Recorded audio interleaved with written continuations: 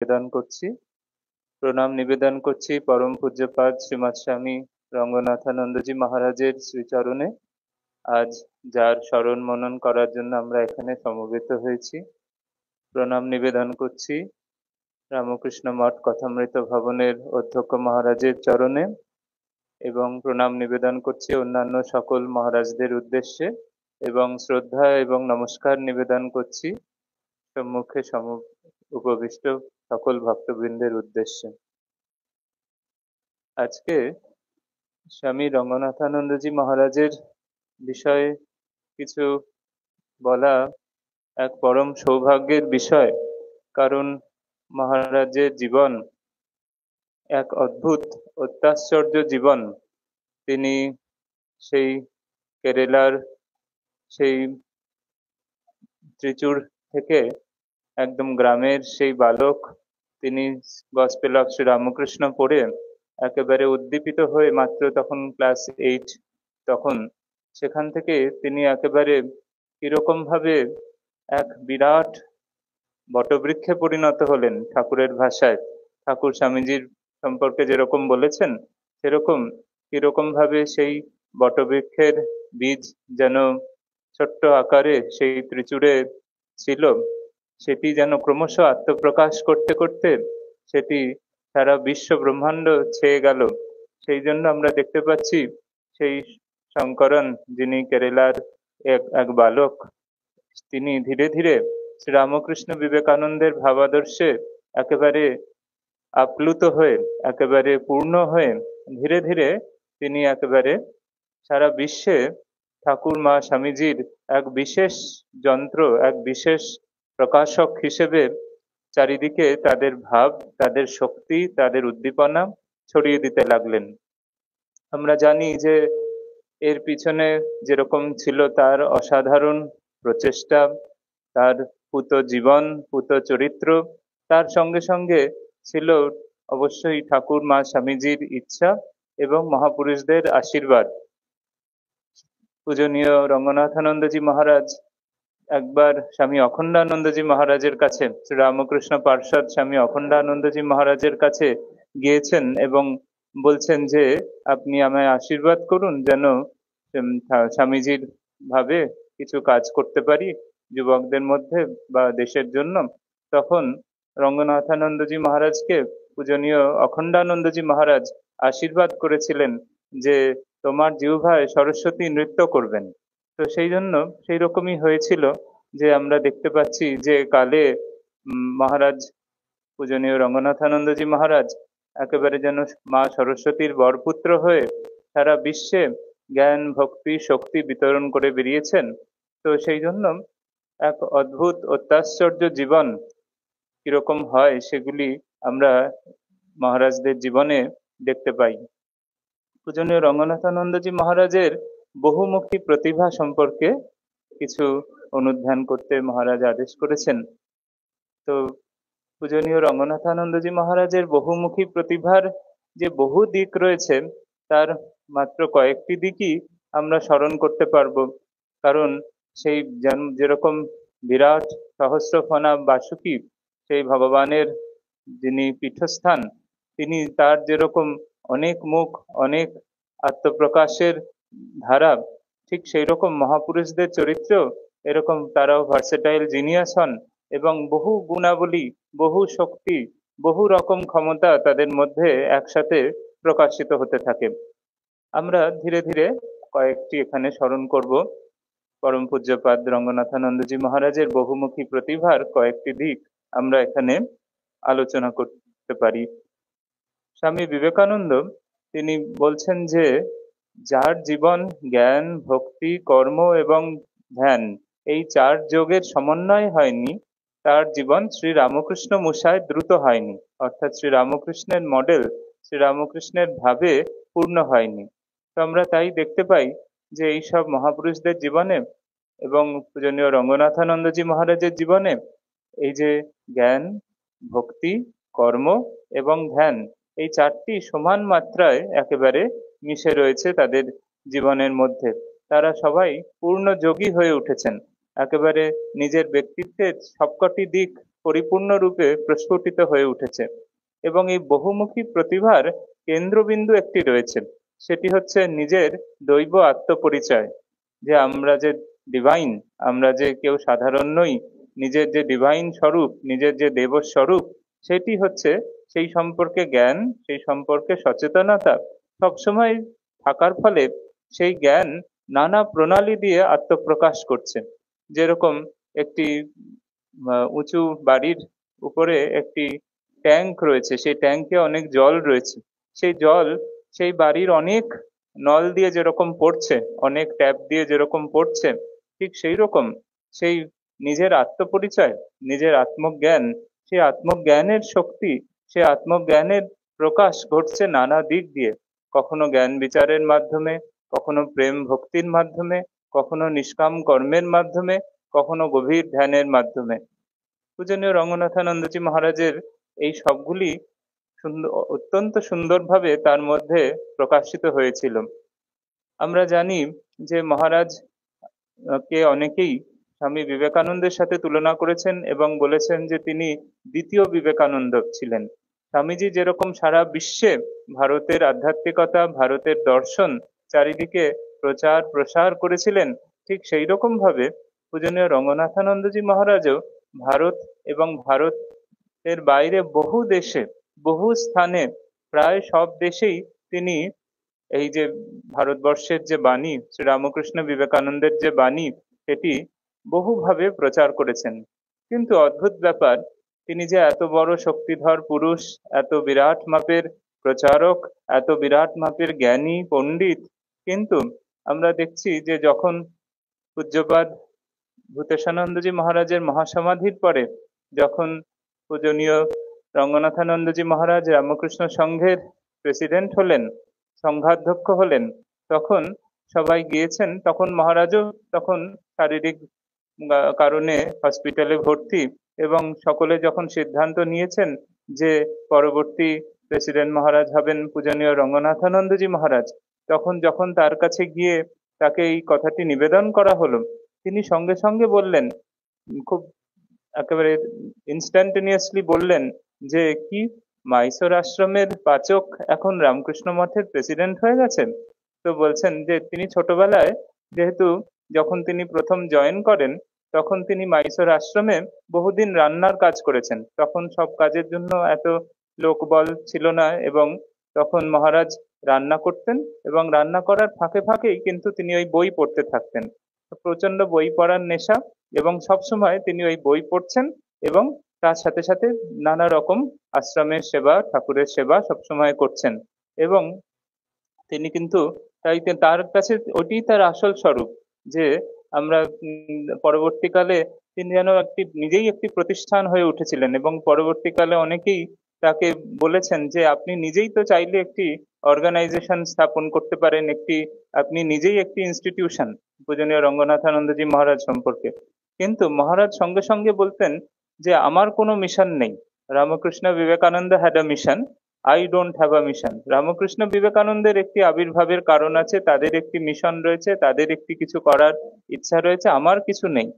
কিন্তু এবং আমি রামকৃষ্ণ সংঘ ছাড়া আমি কি, who am I without Ramakrishna Mission. তিনি সবসময় মনে করতেন তিনি শ্রী রামকৃষ্ণ মিশনের একজন, মানে তার ধারক বাহক এবং ঠাকুরই যন্ত্রী, এবং তিনি যন্ত্র, এবং তিনি নিজেকে আলাদাভাবে কখনোই তার মধ্যে কোনো অহংকার বা কোনো গরিমা বা কখনো কোনো রকমের দম্ভ তার মধ্যে প্রকাশিত হচ্ছে না।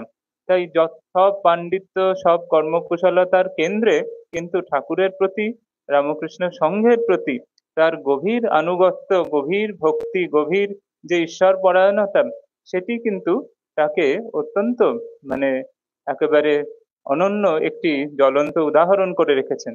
পরবর্তীকালে যখন তিনি প্রথম দিকে খুব বহুভাবে এরকম ভারতে এবং নানা স্থানে এই বেদান্তের বাণী এবং ঠাকুর স্বামীজির বাণী প্রচার করছেন, তখন কোনো প্রবীণ সাধু কখনো তাকে সাবধানও করেছেন যে এইভাবে বেশি হলে, নাম যশের খ্যাতি হলে তখন কিন্তু পতন হতে পারে।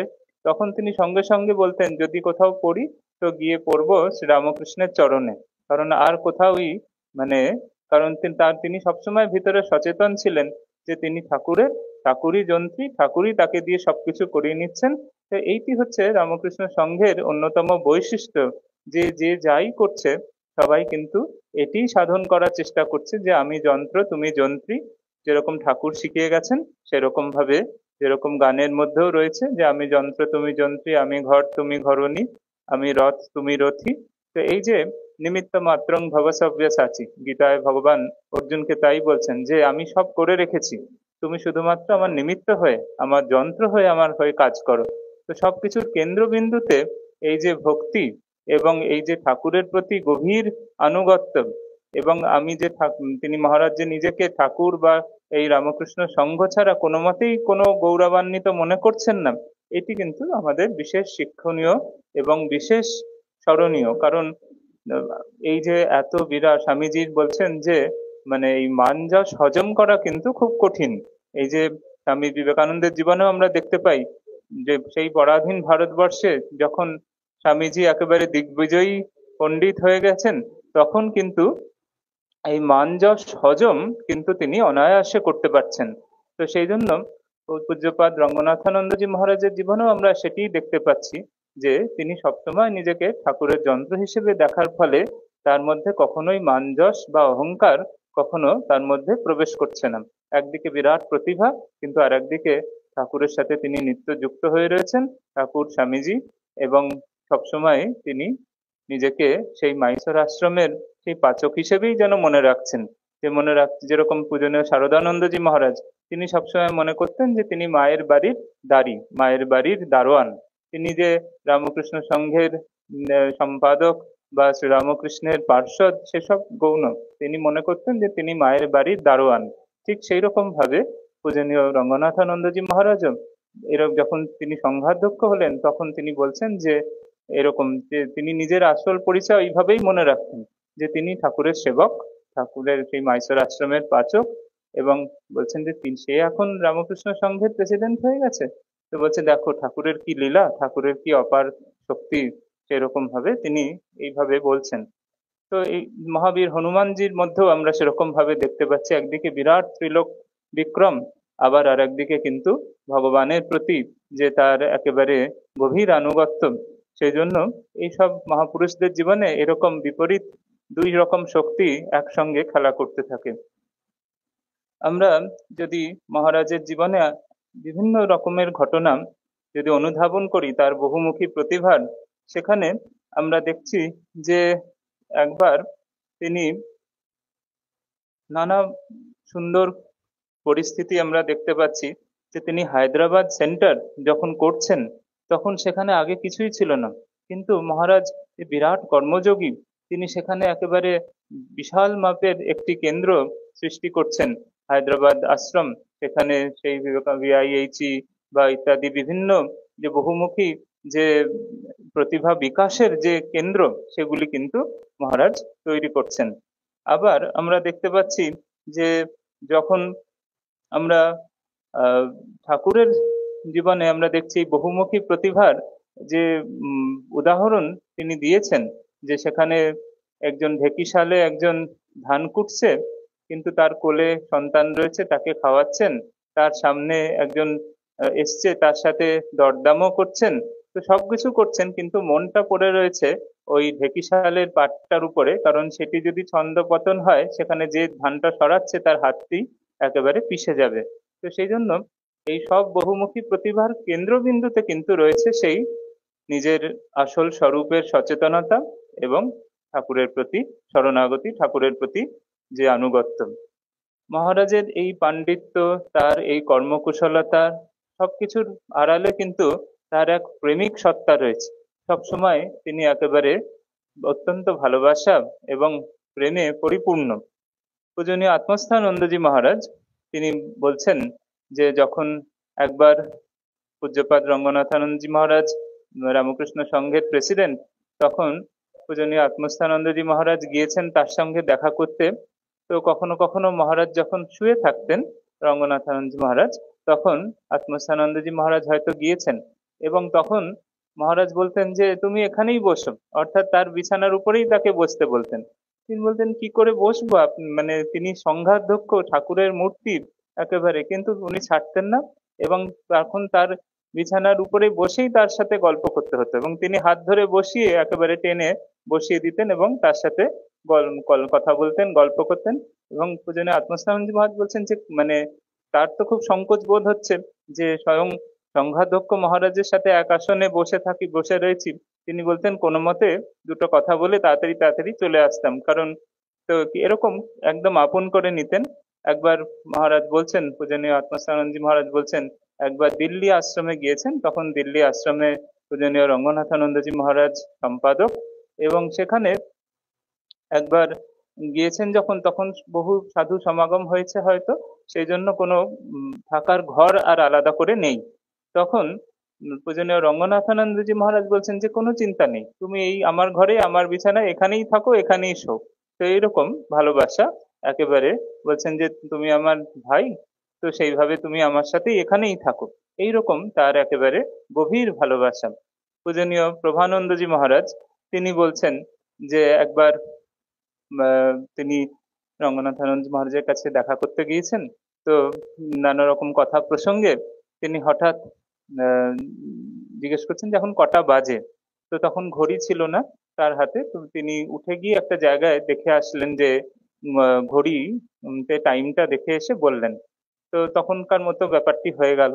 পরে একদিন পূজনীয় প্রভানন্দজি মহারাজ যখন গিয়েছেন পূজনীয় রঙ্গনাথানন্দজি মহারাজের কাছে, তখন একদিন ওর মহারাজের বাঁ হাতটা চেপে ধরে বলছেন যে বলো, তুমি আমায় একটা কথা দেবে, বলো। তো বলছেন যে আমি যা বলবো তুমি শুনবে তো? তখন বলছেন যে উম, আপনি আমাদের প্রেসিডেন্ট মহারাজ, আপনি যা বলবেন তাই তো শুনবো। বলছেন যে না, বলো তুমি, আমি যা বলবো তুমি শুনবে তো? তো বলছে যে আমি ঠিক আছে, আমার যথাসাধ্য আমি চেষ্টা করবো। বলছে তাতেও হবে না, তুমি শুনবে কিনা বলো। তো এরম ভাবে তিন সত্যি করিয়ে নিয়েছেন। তারপরে মহারাজের বালিশের তলায় একটি সুন্দর ঘড়ি ছিল, রিস্ট ওয়াচ। সেই রিস্ট ওয়াচটা নিয়ে তিনি প্রভানন্দজি মহারাজের হাতে একেবারে নিজে পরিয়ে দিলেন এবং বললেন সবসময় তুমি এটা ব্যবহার করবে। তো সেই জন্য মানে পরে আর এক সময় দেখা হয়েছে, তখন বলছেন দেখো, সবসময় আপ টু ডেট হতে শিখবে।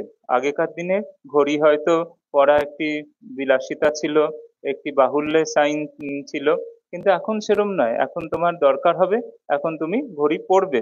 যুগোপযোগী হওয়া, এগুলি তাদের একদিকে তারা প্রাচীন ভারতবর্ষের অতি উজ্জ্বল সেই বেদান্তের বাণী বলছেন, আবার আরেকদিকে নবীন প্রজন্মে নবীন সময় যেরকম ভাবে চলা উচিত, যুগোপযোগী হওয়া উচিত, সেটিও শেখাচ্ছেন। তো সেইভাবে তিনি সবসময় এইভাবে একেবারে দুটোর মধ্যে ব্যালেন্স করে চলছেন। আবার তিনি কিরকম অদ্ভুত মানুষ, তিনি যে পণ্ডিত জ্ঞানী, এত বড় মানুষ, এত বিরাট মাপের সিদ্ধ সাধক, কিন্তু তা সত্ত্বেও তাদের মধ্যে কত রকমের যে বালক সুলভ দিক থাকে, সেটিও খুব ইন্টারেস্টিং ব্যাপার। একবার করাচিতে রয়েছেন, সেখানে সিন্ধু নদে তিনি এবং তার কিছুজন পরিচিত মানুষদের সাথে নদীতে নৌকায় বোটিং করছেন। বোটিং করতে করতে হঠাৎ তার কি মনে হলো, পূজনীয় রঙ্গনাথানন্দজি মহারাজ তিনি সেই আহ, নৌকার উপরে হঠাৎ দাঁড়িয়ে সেই নদীতে ঝাঁপ দিলেন, এবং এবং নদীতে ঝাঁপ দিয়ে কিছুক্ষণ আর তাকে খুঁজেই পাওয়া যাচ্ছে না। সবাই অত্যন্ত চিন্তিত, বোধহয় এক্ষুনি কোনো দুঃসংবাদ আসবে এরকম। কিন্তু কিছুক্ষণ পরেই, আবার বেশ কিছুক্ষণ পরে তিনি নিচে ডুব সাঁতার দিয়ে দিয়ে যাচ্ছিলেন, এবং ওদেরকে কিছুটা হয়তো ভয়ই দেখিয়ে দিয়ে তারপরে সেখান থেকে হঠাৎ করে তার মাথা বেরোলো এবং তিনি সাঁতার কাটতে কাটতে আবার নৌকায় এসে উঠে পড়লেন।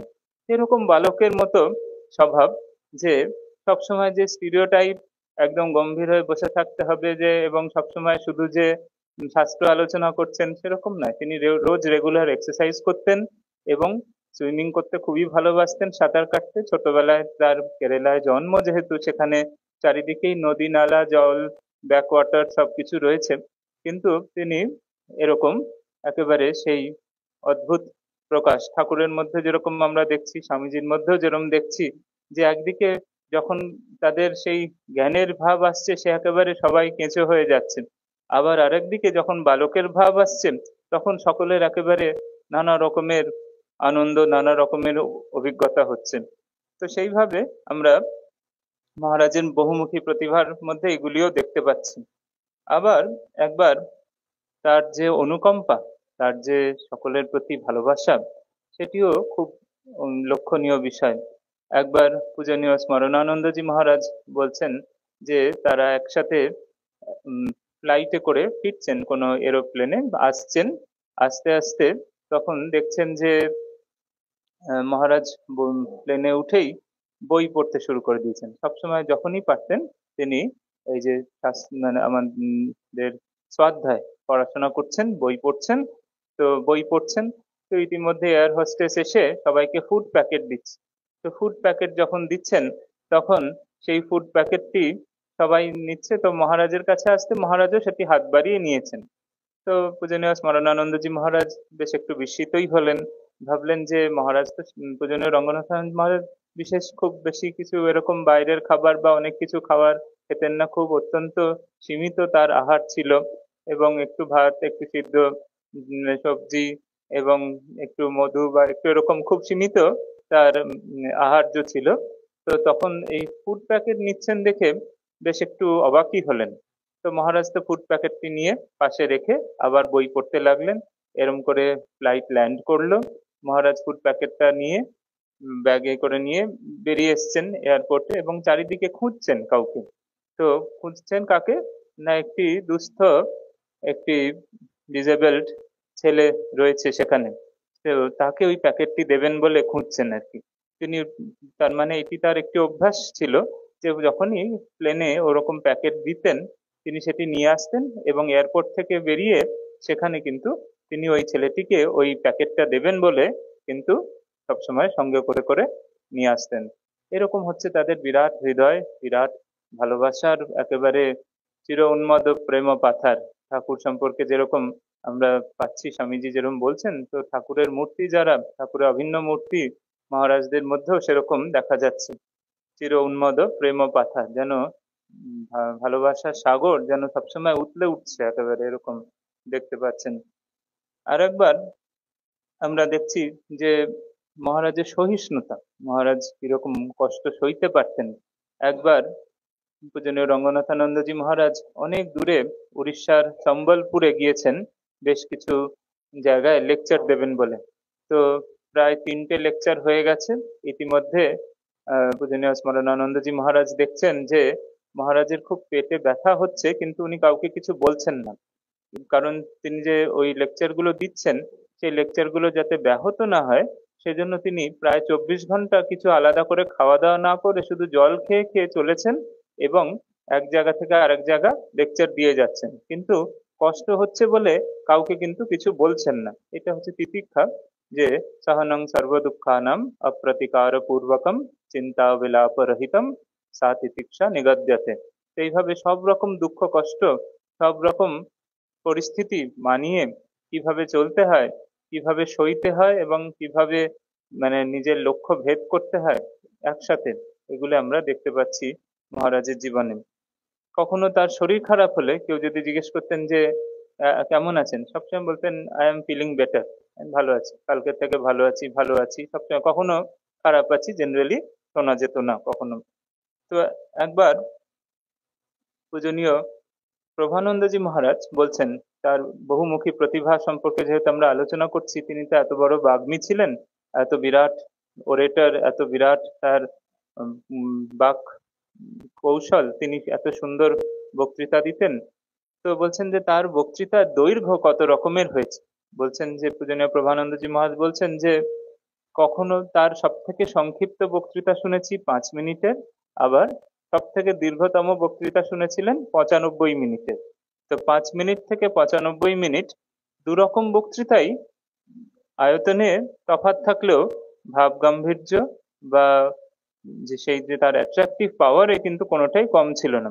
ওয়ার্ধা আশ্রমে যখন গিয়েছিলেন, সেখানে ওয়ার্ধা আশ্রমে গিয়ে তিনি 5 মিনিটের বক্তৃতা দিয়েছিলেন একটি, এবং সেই 5 মিনিটের মধ্যে কি করে এসেনশিয়াল আইডিয়া গুলোকে একেবারে কন্ডেন্স করে আনা যায় সেটি দেখে পূজনীয় প্রভানন্দজি মহারাজ খুব মুগ্ধ হয়েছিলেন। এবং ভুবনেশ্বরে একবার পূজনীয় রঙ্গনাথজি মহারাজ একেবারে 95 মিনিটের বক্তৃতাও দিয়েছিলেন। তো সেই 5 মিনিটের বক্তৃতাই হোক কিংবা 95 মিনিটের বক্তৃতাই হোক, দুরকম বক্তৃতা দেওয়ারই তার কিন্তু ক্ষমতা ছিল, এবং তিনি দুটির মধ্যেই কিন্তু সেই রকম সমান পরিমাণে শক্তি এবং উদ্দীপনা উৎসাহ ভরে দিতে পারতেন। তো সেই জন্য এগুলি সব তাদের বহুমুখী প্রতিভার নানা রকম দিক।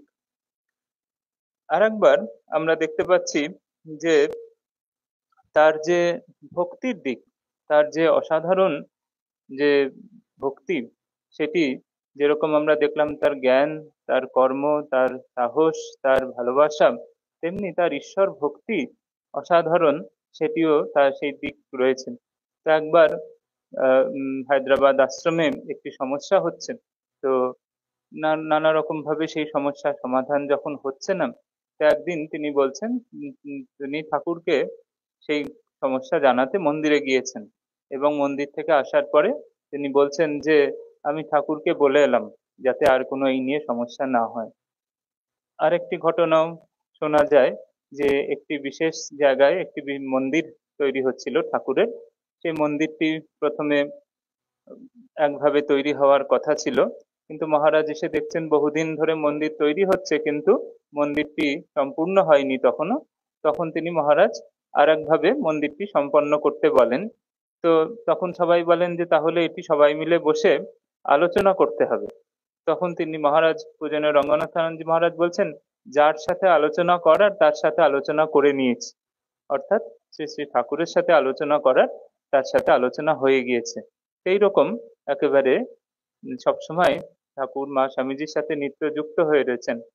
আর একবারের ঘটনা, যে একবার বেলুর মঠে মহাষ্টমীর দিন যখন মহারাজ আসবেন দুর্গা মণ্ডপে, ঠিক তখন হঠাৎ তিনি মায়ের মন্দিরে যাবেন বলে একেবারে গেলেন এবং মায়ের কাছেই গিয়ে তার প্রণাম নিবেদন করলেন।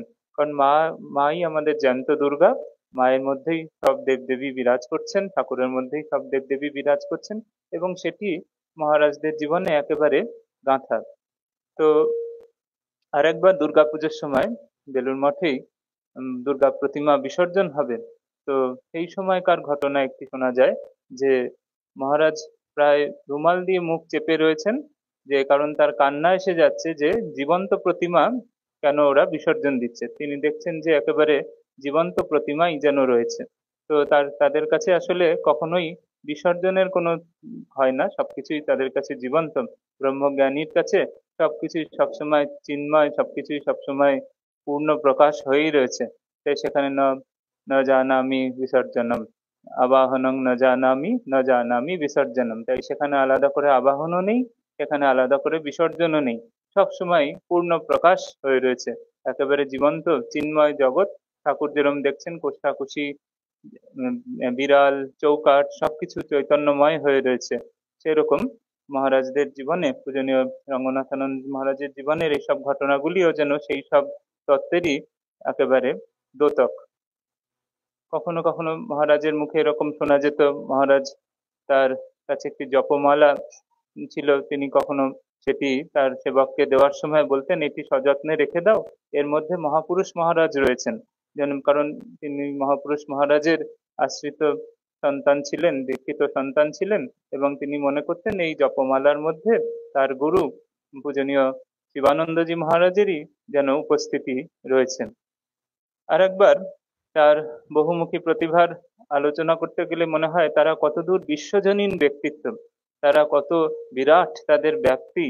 একবার নাগাল্যান্ডে তখন একটি সমস্যা চলছে, সেখানকার মানুষ বেশিরভাগ ট্রাইবাল খ্রিস্টান, তারা নিজেদেরকে ভারতবর্ষীয় বলে মনে করছে না, সেখানে একটি আনরেস্ট তৈরি হচ্ছে এবং মহারাজকে সেখানে পাঠানো হয়েছে। মহারাজ সব জায়গায় যেন একটি, কখনো যেন একদম কালচারাল অ্যাম্বাসেডর ভারতবর্ষের, কখনো বহু জায়গায় যেন শান্তির দূতের মতো যাচ্ছেন, এরকম বহু জায়গায় তার যে জ্ঞান, তার যে উইজডম, সেই নিয়ে তিনি সেখানে যাচ্ছেন এবং সেখানে জ্ঞান শান্তি আনছেন। তো সেখানে যখন মহারাজ গিয়েছেন তখন সবাই বলেছিলেন দেখো যাচ্ছ বটে, কিন্তু সেখানে বেশি লোক আসবে না তোমার আপনার বক্তৃতা শুনতে, কারণ সেখানে 10-12 জনের বেশি আসবে না, কারণ তারা সবাই মানে ভিন্ন মতাবলম্বী এবং তারা এই সবে আগ্রহী নয়। কিন্তু যখন মহারাজ গেলেন তখন সেখানে প্রায় 2000 জন বসে রয়েছেন, এবং তারা সেখানে দেখছেন যে একেবারে যখন মহারাজ বক্তৃতা দিচ্ছেন, মহারাজ তাদের সাথে এতটা একাত্ম হয়ে গেলেন। পূজনীয় রঙ্গনাথানন্দজি মহারাজ বলছেন যে তোমরা সবাই আমাদেরই একজন, তোমরা আমাদেরই, you are our flesh of our flesh, blood of our blood, এরম করে বলছেন। তো তারা এতদূর মুগ্ধ হয়ে গেল যে তারা মহারাজের সাথে খুব অত্যন্ত একান্ত ভাবে কথা বলতে লাগলো। তারা ভাবতে পারেনি যে একজন এরকম হিন্দু সন্ন্যাসী তিনি যাবেন এবং তিনি যে তাদেরকে আপন করে নেবেন, এরকম কখনো ভাবতে পারেননি। ঠিক সেরকম আবার রাশিয়ায় যখন গেছেন, সেখানে স্বামীজির হিউম্যানিজমের উপরে যখন বক্তৃতা দিচ্ছেন, সেটিও একটি ফেনোমেনা বলা যেতে পারে। কারণ সেখানে সাধারণত সব কমিউনিস্টিক আইডিয়া, সেখানে সেরকম ঈশ্বরবাচক কথা বা ঈশ্বরবাচক চিন্তার সেরকম উৎসাহ নেই। কিন্তু মহারাজ গিয়েছেন এবং সেখানে স্বামীজির যে বিরাট যে মানবতাবাদ, ঠাকুরের যে বিরাট চিন্তা, সেটি তাদের কাছে পরিবেশন করেছেন এবং তারা সকলেই অত্যন্ত মুগ্ধ হয়ে সেই ধারণাগুলি অ্যাকসেপ্ট করেছেন।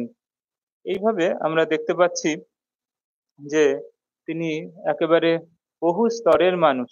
সবাই বলতেন যে তিনি বাগানের মালি থেকে শুরু করে দেশের সব থেকে বিখ্যাত দার্শনিক এবং সব থেকে বিখ্যাত সব বড় প্রধানমন্ত্রী পর্যন্ত সকলের সঙ্গে তার সমান বন্ধুত্ব ছিল, সকলের সঙ্গেই তার অত্যন্ত হৃদ্যতা ছিল।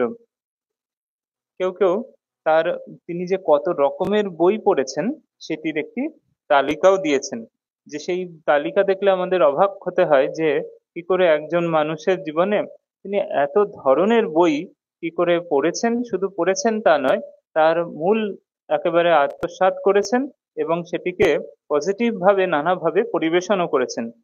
তার মধ্যে থমসনের ইন্ট্রোডাকশন টু সায়েন্স, এইচ.জি. ওয়েলসের outlines of history, Julian Huxley এবং এইচ.জি. ওয়েলসের সায়েন্স অফ লাইফ, ম্যাকডাগলসের ইন্ট্রোডাকশন টু সাইকোলজি, হার্বার্ট স্পেন্সারের ফার্স্ট প্রিন্সিপালস, হাইলিজ হিস্ট্রি অফ ফিলসফি, এছাড়া গীতা, উপনিষদ, ভাগবত, এসব তো রয়েছে।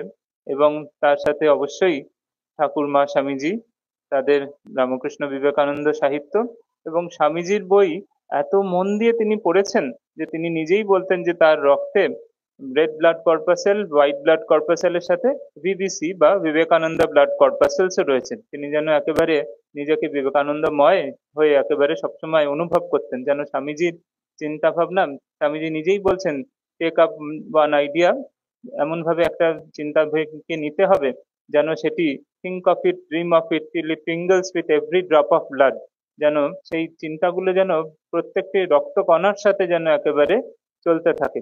ঠিক সেরকম ভাবে পূজনীয় রঙ্গনাথানন্দজি মহারাজের জীবনে এরকম একেবারে স্বামীজির চিন্তা ভাবনা একেবারে উজ্জ্বল ভাবে তার যেন সারা শরীর মন ধরে বিকশিত হচ্ছে। আবার আমরা দেখছি যে তার যে অত্যন্ত পজিটিভ আউটলুক ছিল, তার যে পজিটিভ আউটলুক, তিনি নানা রকম বই পড়ছেন, সেই বইয়ের মধ্যে নানা রকম জার্নাল, নানা রকম বই, নানা রকম আর্টিকেল রয়েছে। কখনো কেউ যদি বলেন যে এই বইটা ফালতু, এই জার্নালে কোনো কিছু শেখার নেই, জানার নেই, মহারাজ কিছু বলতেন না, চুপ করে যেতেন। কিন্তু তখনই যাকে বলছেন তিনি বুঝতে পারতেন যে নিশ্চয়ই এর মধ্যে কিছু পজিটিভ কিছু ছিল, ভালো কিছু ছিল, যেটা আমার অ্যাপ্রিসিয়েট করা উচিত ছিল। তো সেই জন্য তারপরে তিনি সেই বইগুলো আবার মন দিয়ে পড়ে বলতেন, হ্যাঁ মহারাজ, এখানে এই এই ভালো জিনিস একটা দুটো রয়েছে। তখন মহারাজ বলছেন, হ্যাঁ তাহলে একটা দুটো ভালো কিছু আছে। তো সেরকম শেখার আগ্রহ, সবকিছু, সব জিনিসের থেকে কিছু ভালো জিনিস নেওয়ার যে আগ্রহ, সেটি মহারাজের মধ্যে একেবারে খুব সুন্দরভাবে রয়েছেন। আমরা একেবারে সর্বশেষে মহারাজের যে বহুমুখী প্রতিভা, তার আরেকটি সুন্দর দৃষ্টান্ত দেখতে পাই। যে একবার কখনো মহারাজ হসপিটালে রয়েছেন, সেখানে একজন দীক্ষা নিতে এসছেন, কিংবা মহারাজের তখন শারীরিক অসুস্থতা থাকার ফলে সেই সময় কেউ দীক্ষা নিতে এসছে এবং মহারাজ তাকে সেখানেই দীক্ষা দিয়েছেন। এবং দীক্ষার পরে প্রসাদ তো দিতে হবে কিছু। তো তখন সেখানে আর কিছু খুঁজে না পেয়ে সেখানে ইলেকট্রলের প্যাকেট ছিল, সেটি প্রসাদ জ্ঞানে তিনি সেই যুবককে দিয়েছেন, যাকে তিনি মন্ত্র দীক্ষা দিলেন সেদিন। তো যখন যেখানে যেমন সেখানে তেমন, মা যেমন বলেছেন, তো সেইখানে যেখানে যেরকম রয়েছে সেই রকম জিনিসই প্রসাদ রূপে তিনি সেই দীক্ষার প্রার্থীকে দিচ্ছেন। তো এইভাবে তাদের যে অসাধারণ জীবন, পূজনীয় রঙ্গনাথানন্দজি মহারাজের অসাধারণ দিব্য জীবন, সেই সবকিছুর মূলে কিন্তু এই যে নিজের আত্মজ্ঞান, যে আমাদের দেহ নই, আমি মন নই, বুদ্ধি নই, বা একেবারে সেই ব্রহ্মস্বরূপতা, সেই যে নিজের যে ডিভাইন নেচার, সেই বিষয়ে সবসময় তিনি সচেতন এবং সবার মধ্যেই সেটি দেখছেন, সকলের মধ্যেই সেটি দেখছেন, নিজের মধ্যেও সেটি দেখছেন, এবং কখনো নেগেটিভ কিছু নেই, সবকিছুই পজিটিভ। তাই যেরকম স্বামীজির মধ্যেও রবীন্দ্রনাথ বলছেন যে সবকিছুই পজিটিভ, সেরকম পূজনীয় রঙ্গনাথানন্দজি মহারাজের মধ্যেও সবকিছুই পজিটিভ। তিনি সবসময় একটি পজিটিভ আউটলুকে উদ্দীপিত হয়ে রয়েছেন, এবং যেখানেই যা কিছু করছেন তার মধ্যে একটি পজিটিভ ফোর্স, পজিটিভ একটি ক্রিয়েটিভিটি দেখা যাচ্ছে। তো পূজনীয় মহারাজের জীবন সংক্ষেপে বলা খুবই কঠিন। তিনি মহাসাগরের মতো, সেখানে বহু তরঙ্গ, বহু রকমের ভাব, বহু গুণ, বহু প্রতিভা একসাথে মিশে রয়েছে। তার মধ্যে সেই নিজের আত্মজ্ঞান, ঠাকুরের প্রতি প্রেম ভক্তি, সেই সবার প্রতি সেবা ভাব, এবং তার সাথে মনন ধ্যান এবং গভীর তন্ময়তার একটি রাজ্য একসাথে সমাবিষ্ট হয়ে রয়েছে। জ্ঞান ভক্তি কর্ম এবং ধ্যান সবকিছুই মিলেমিশে তিনি নিজে ভবিষ্যৎ প্রজন্মের কাছে একেবারে এক মহান প্রতিভা হয়ে দাঁড়িয়েছেন, যা সবসময় আমাদেরকে অনুপ্রাণিত করতে থাকবে। খুব ছোটবেলায় একবার তিনি তার গ্রাম্য বন্ধুদের সাথে কখনো কথাবার্তা বলতে গিয়ে কোনো খারাপ শব্দ মুখ দিয়ে বলে ফেলেছিলেন। তখন তার মা বলেছিলেন যে, বাবা, জিহ্বা হচ্ছে সরস্বতীর বাসস্থান, সেখানে সেটিকে কলুষিত করা যাবে না। তো সেই থেকে তিনি এত সচেতন হয়ে গিয়েছিলেন যে তার এই বাক সংযম, তার এই যে রচনা জয়, সেখানে তাকে কেন্দ্র করে তার জিহ্বাগ্রে সরস্বতী বাস করে নৃত্য করবেন অখণ্ডানন্দজি মহারাজ যে বরদান করেছিলেন, সত্যি সত্যি আমরা তাই দেখছি যে আজও মহারাজের বক্তৃতাবলী, মহারাজের লেখনী সবকিছু পাঠ করলে সেই সারদা সরস্বতীর যে জ্ঞানের কিরণ চারিদিকে আমরা অনুভব করি। ঠাকুর, মা, স্বামীজি, মাস্টারমশাই চরণে প্রণাম জানাচ্ছি, এবং পরম পূজনীয় শ্রীমৎ স্বামী রঙ্গনাথানন্দজি মহারাজের শ্রীচরণ কমলে প্রণাম জানাচ্ছি, যেন আমরা তার সেই মহাজীবন থেকে সবসময় অনুপ্রেরণা নিয়ে ঠিক পথে চলতে পারি। পূজনীয় মহারাজদের আবার আমার প্রণাম জানাচ্ছি এবং সকলকে শ্রদ্ধা এবং নমস্কার জানাচ্ছি। শ্রী রামকৃষ্ণ অর্পণমস্তু।